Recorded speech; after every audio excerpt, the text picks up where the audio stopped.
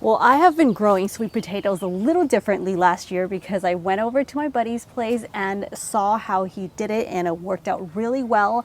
In fact, I did do an episode last year over there showing the different varieties that grows really well in small space. These varieties doesn't trail like vine that kind of goes on for, you know, many feet. It just kind of creates a nice compact mound, and that's the variety that I'm growing here. This is the Hawaiian sweet potatoes.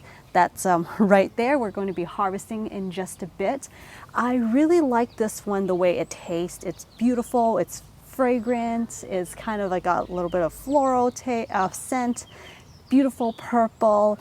But this variety does take a little longer to grow, so you do need an extra month or month and a half of a growing season. So I'll talk about the techniques that I've used to grow this and the soil mix for it, and then we'll dump it out and harvest.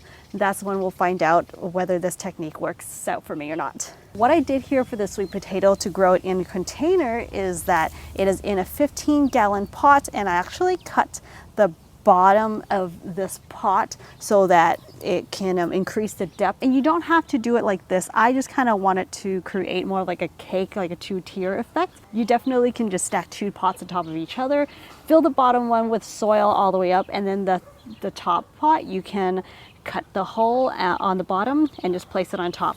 In fact, if you want to grow something that has really deep root system, you can apply the same method. This is an east facing space, so most part of this garden by noontime will get a lot of shade. This is the only corner that gets full sun in this garden. Sweet potatoes love the sun, and they like well-drained soil.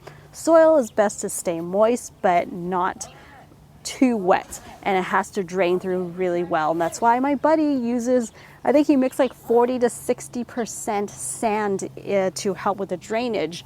See, they break off so easily when you have a lot of sand mixed into the soil.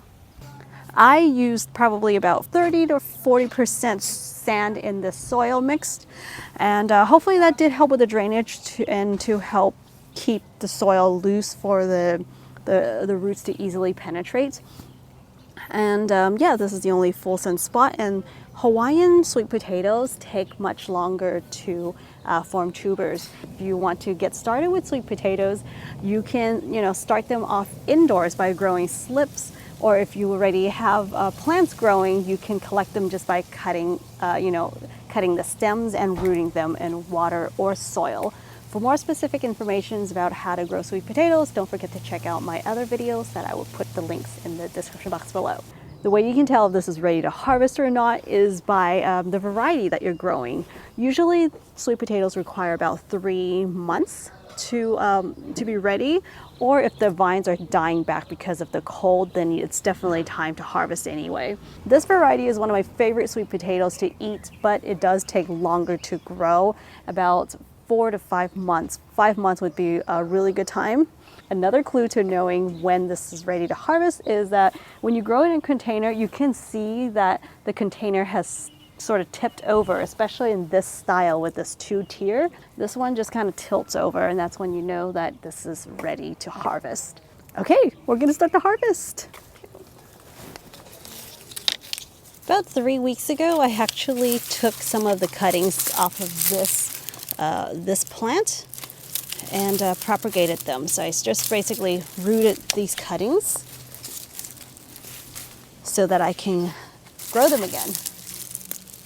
Sweet potatoes generally, I'd say, root pretty easily, but I've noticed that certain varieties are a bit harder to root by cuttings. But this variety is actually really easy. So I actually have just 2 plants. There's one right there, and second one right here. So let's show you this quality of soil here. You can see it's quite a good loose mix. Got perlites and sand in here.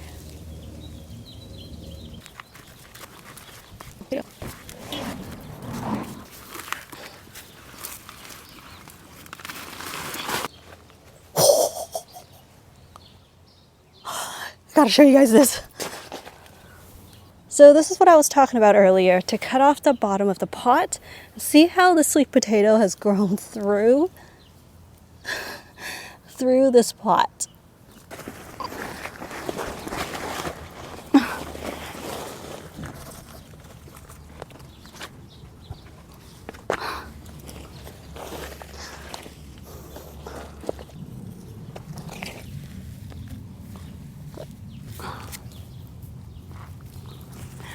Here's a sweet potato that's actually starting to rot. We had a lot of rain this year. Oh, it rotted. Oh, I feel like I broke something. Yeah, there's too much rain this season. They're splitting. Yeah, the worms are eating up because they are rotting out. The sweet potatoes are like all down. Oh crap, just broke another one. Eek. All down here. This is a clip of the sweet potato vines from last year. When it's warm out, this is when this plant does best and it can take up more water while it is growing. But in the winter, it's cold, and that's when tropical plants slow down its growth and some even go dormant or die back. So when the soil gets really wet and cold in the winter, that's what leads to rotting.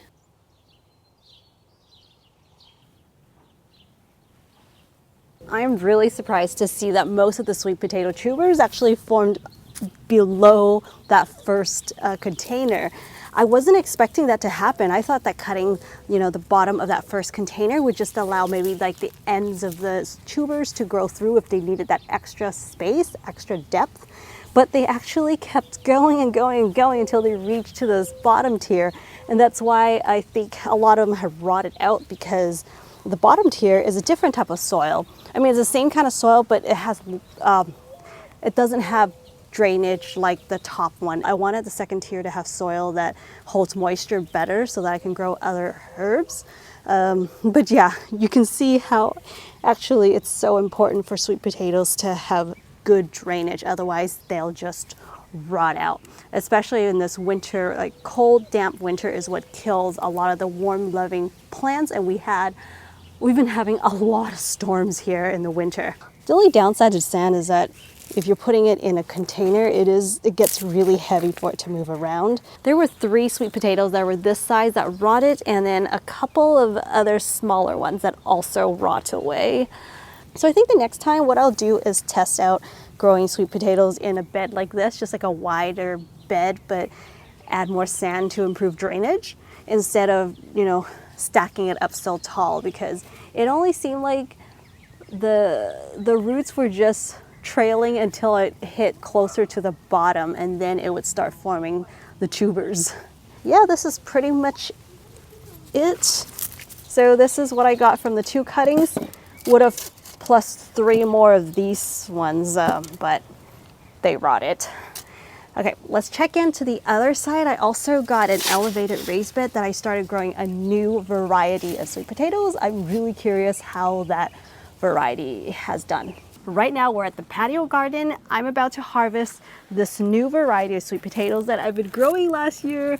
This one I planted out pretty late. I think it was like middle of summer when I started planting it, but this does get like part shade in this area. It is on an elevated raised bed. Hopefully that did give it enough sun for the tubers to form.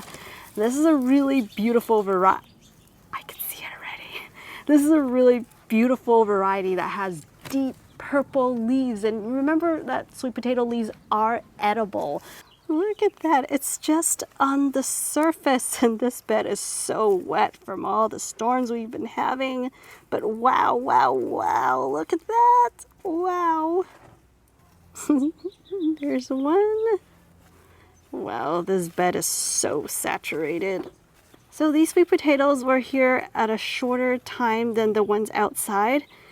It just didn't get enough time of warm days for the tubers to really bulk up. With this bed, definitely the soil stayed really loose because I added some sand and actually a lot of vermiculite. What's nice about vermiculite is that it's much more lightweight compared to sand, and it also helps with drainage. So that's really good for an elevated raised bed. Look at this one is rotting out already. It's just been so wet here. But the only thing with vermiculite you have to be careful with is that it does help to hold moisture. I think it's best to do 50% sand and 50% vermiculite if you're looking for the soil to drain out really quickly for things like growing sweet potatoes. Okay, I think this is it for this one here. This is just one plant. Yeah, this bed is so wet. Oh, there's more. Here are the harvest of my sweet potatoes through trial and error, experimenting. So hopefully you guys can learn what to do and what not to do. I think the biggest takeaway for this is that sweet potatoes need a lot of sun. They need full sun and really good drainage. So be sure you add at least 40 to 50% sand to your mix so that it can improve the drainage. So yeah, that would allow the soil to stay nice and loose for these sweet potatoes to penetrate and get big. Also to prevent rotting. So thank you guys for joining me out here today. If you're looking for plants and seeds, don't forget to check out my shop. That would be a really great way to support this channel. And if you enjoy this content, please like and subscribe to this channel and share this video. I'll see you right back in the next video. Bye.